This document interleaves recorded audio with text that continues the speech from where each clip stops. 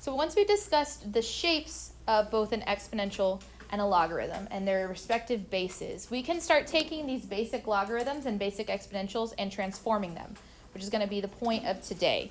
So on the next page, we're going to be transforming these graphs and then answering a bunch of the attributes that we had from like the very beginning of class when we did all of the basic parent functions.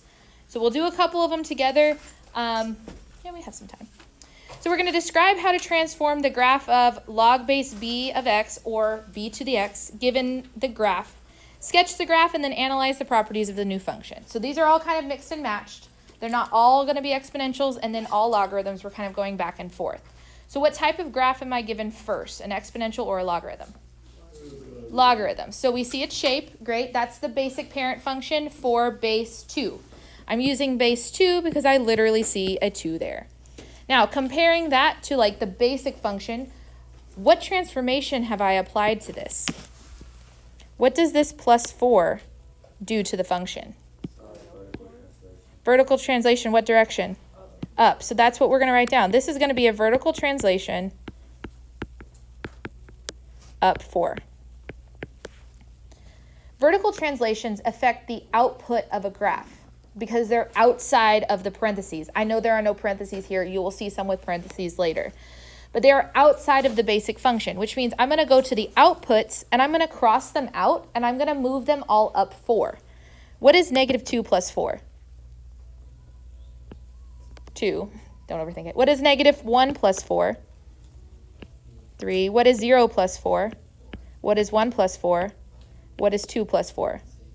Great. That's going to be the new outputs that we're going to use. We're taking this graph and we're shifting it up to these points. So my first coordinate is now at 0.25 or 1/4, comma 2. My next one is at 1/2, comma 3. My next one is at 1, comma 4, at 2, comma 5, and then at 4, comma 6. This is now the sketch of the transformed function. Did I change where the asymptote is for this graph? No, because logarithms have asymptotes on the side, so this asymptote is still on the side of it. I didn't move it side to side, I just moved it up and down. So we're going to draw in the asymptote every time so we know where it is. Now we answer some information about it. We've got domain and range. What is the domain of a logarithm? On your blue kit today, it said argument greater than 0. But if we look at this graph, here's where it's greater than 0, which is why that's its argument. So we start at what x value? 0, and we go to what x value? Infinity. Can I touch 0? No, because we have what there? An asymptote. So my domain is just going to be from 0 to infinity. The range, I look at the arrows on the top and bottom. Where is this graph going on the bottom? Down to what number? Negative infinity, and then the other arrows going up to infinity. So the range of a logarithm is negative infinity to infinity. Increasing and decreasing intervals. For logarithms and exponentials, they're always going to go one direction. It will either all be increasing or all be decreasing. Is this graph increasing or decreasing? Increasing. It's increasing on its entire domain, so we just repeat the answer we had for domain as the interval. Is it ever decreasing? No, so we're going to put the word none. No decreasing intervals. For boundedness, does this have a bound? So let's review what boundedness means. Bounded means that it either has a highest value, a lowest value, or a high and a low value. Does this have a high or a low value? No, so does anyone remember what we say for that? Unbounded. It has no boundary, so it is unbounded. We see this on our graph. Does it have a vertical or a horizontal asymptote? Vertical. And what is the equation? X equals 0. Great. When I graphed the black function, did I ever have to pick up my pencil? No. So is it continuous or discontinuous? continuous. And then we have end behavior. We're almost through all of the qualities that I want you to talk about for this graph. Now, end behavior, if you notice, I left the little approaches number empty because you need to fill that in. Normally, it says negative infinity and positive infinity, right? Do I ever actually reach negative infinity for that graph? What's the closest number I get to? 0. And which side of 0 am I approaching it on, the positive or the negative? So I'm going to say the limit as x approaches 0 from the positive side, that arrow's going down, is negative infinity. On the other side, I can reach all the way to infinity because that arrow's going off screen. So the limit on the right side is all the way to infinity. And since that arrow's going up, it's infinity. This is showing me that it's unbounded. We have no bottom or top number. We have a side-to-side number with boundary for x, but that's not boundedness. Oh man, this vocabulary we haven't touched in a minute. Is it in your brain somewhere? No. Did we trash it since then? You got to get it back. Okay. Let's do another. We've got number 2. What type of function is this one? Logarithmic or exponential? Exponential. Exponential. What's the base? 2. The big number for exponential is the base because the x is always going to be in its exponent. Now, if we look at this one, here's a base 2 graph. I already graphed it for you. What kind of transformation is that?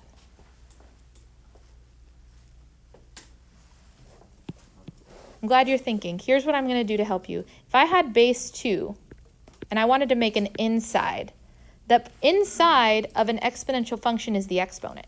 You know how the inside of a quadratic is inside the like square? Well, the inside of an exponential is actually up in the exponent. So this -1 right there is inside. Which direction do I move it if I'm putting a number inside? To the right. This is a horizontal translation. To the right, how many units?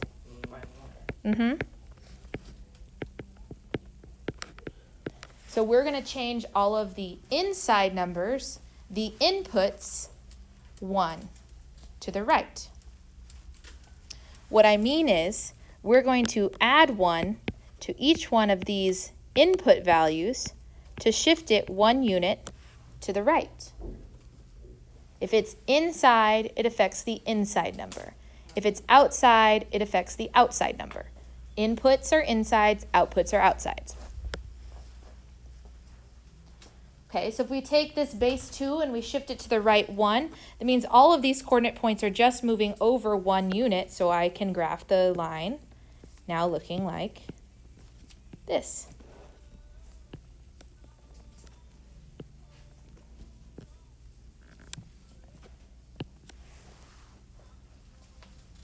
Did I change the asymptote for this graph?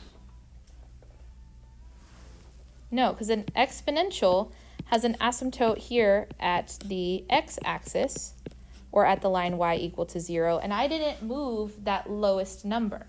Didn't move it up or down, so I didn't change the lowest number.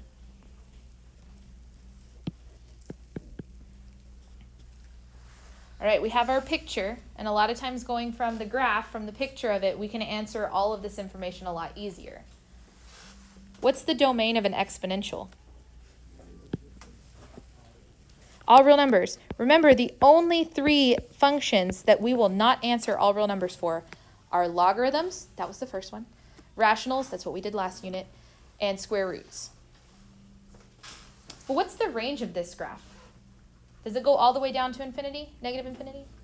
No, where does it stop? At 0. Does it ever touch 0? No, so we're going to use parentheses around 0 all the way up to infinity. If you were walking along this graph, would you be walking uphill or downhill? Uphill, which means it's increasing on its entire domain. The answer for domain should repeat on either increasing or decreasing. Does this graph ever go down? No, so we would say none on decreasing. Is it bounded? It's unbounded. It goes all the way up and all the way down? It's bounded below. It has a lowest value because it has this horizontal asymptote that the graph can never cross or touch. So it is bounded below. That vertical or horizontal asymptote, is it vertical or horizontal? horizontal, and the equation is y equal to 0. That's the boundary line that it was going to get close to but never touch. Is it continuous or discontinuous? Continuous. And then we get to end behavior. The lefts and the rights.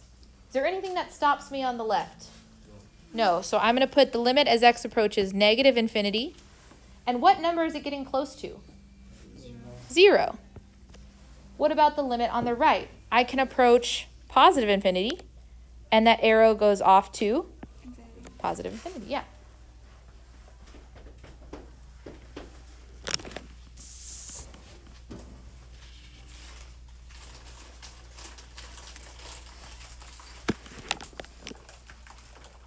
With the third one, what type of function am I using? A logarithm. What is the base of this logarithm? 3. No. This was on your blue kit. A logarithm with no base showing is 10. It's called the common logarithm. It's for laziness. 10 is a very, very, very common base to use, just like e. So when a log doesn't have a base, it's base 10. If you want to write that in for yourself so you remember, this is base 10. But when the logarithm doesn't have a number underneath it, it's base 10. This is one of the logarithms that your calculator knows. Because if you notice your log button, it just says log. It doesn't say log with a base. It's just logarithm with a base of 10. So this is so common, your calculator has a button for it, just like natural log. But it doesn't have a button for logs of any other bases. Okay, no big deal. Does anyone remember what kind of transformation is happening for this logarithm?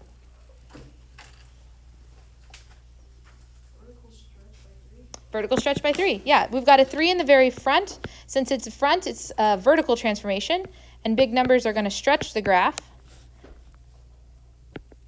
by a factor of whatever number it is, 3. Now, since it's outside, that means we're affecting the outside number, not the inside number. And what we're doing is we're taking all of these outside numbers and we're going to multiply them by 3. What is negative 2 times 3? Negative 1 times 3. 0 times 3. Still 0. 1 times 3. And 2 times 3? 6. I don't know if I said that right. I feel like wrong words came out of my mouth.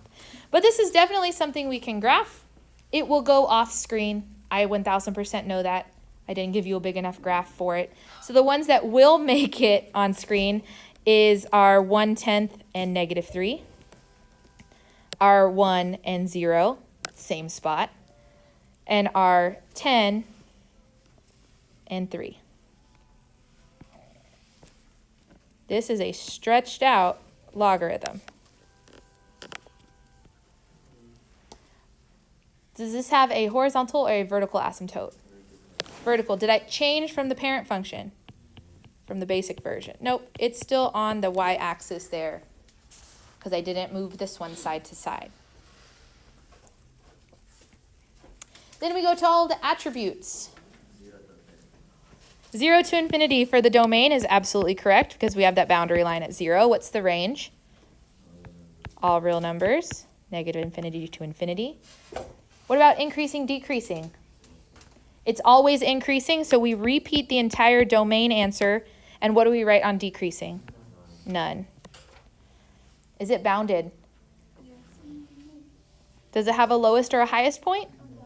It's unbounded. So logarithms are unbounded. This one has a vertical asymptote at x equal to 0. It is continuous, but we're going to slow down on the end behavior. Make sure we get this part.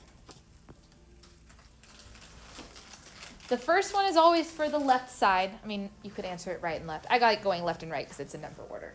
On the left, do we reach negative infinity? No. What's the farthest left we go? 0. And we can't actually touch 0, so which side from 0 do we come from? Positive side. And then where's the arrow going as we approach 0? It's going down, which is negative infinity. On the other side, as we get closer to the biggest number we can think of, which is infinity, where's that graph going? Up to infinity.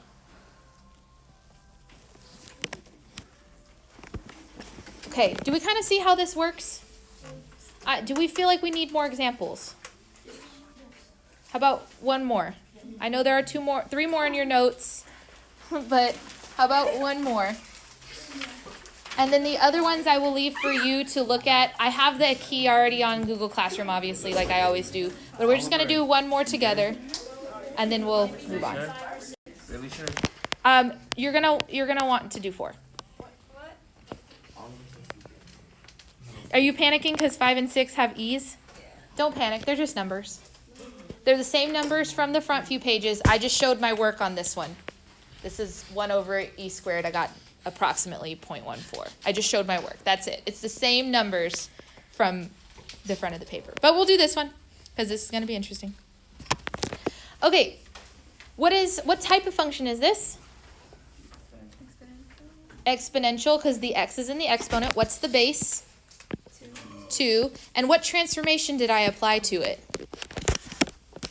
Reflection over x-axis? Oh, it is a reflection. It's a reflection over the y. Remember, if anything is inside, that means it's up in the exponent.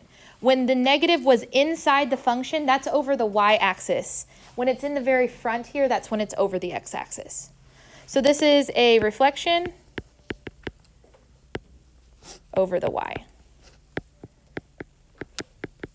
Okay, when we reflect something over the y-axis, we're going to flip all of the x values, since the x is what's negative. Meaning, instead of this being 2, what's the opposite of that?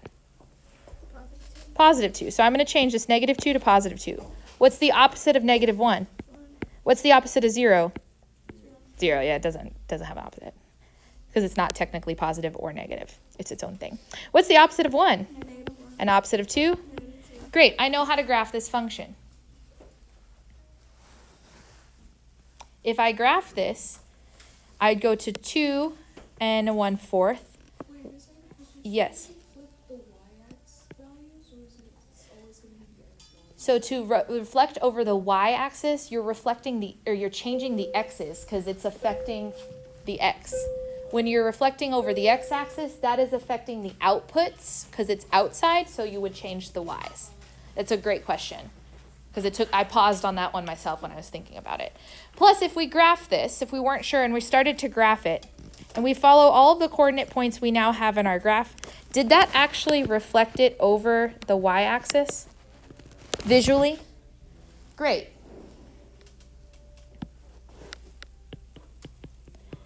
Did we change the asymptote for this one? No, because we just rotated it around, or flipped it around, reflected it, not rotated. So we can still answer all of the questions. What's the domain of this graph?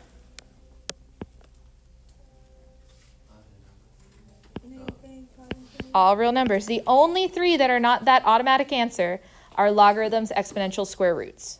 Sorry, not exponentials, rationals. Wow, I just said the wrong thing. Logarithms, rationals, square roots. What's the range?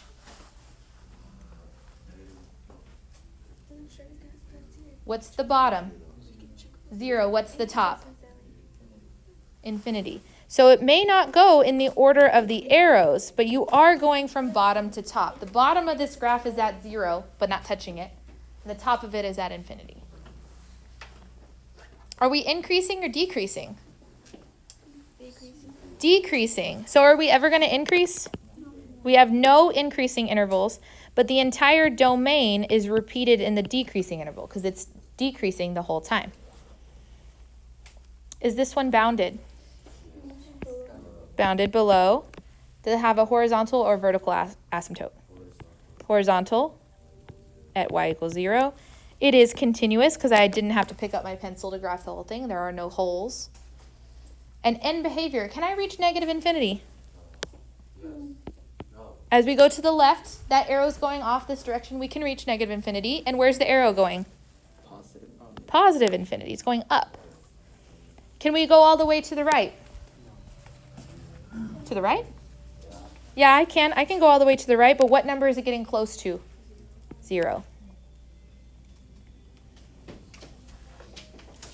Okay. We're going to stop there because it's very repetitive at this point, and I think we're ready to just try some on our own. If you feel like you need a few more examples, the rest of these are on the Google Classroom, on the notes that you can go look at. Otherwise, you can already get started on your homework.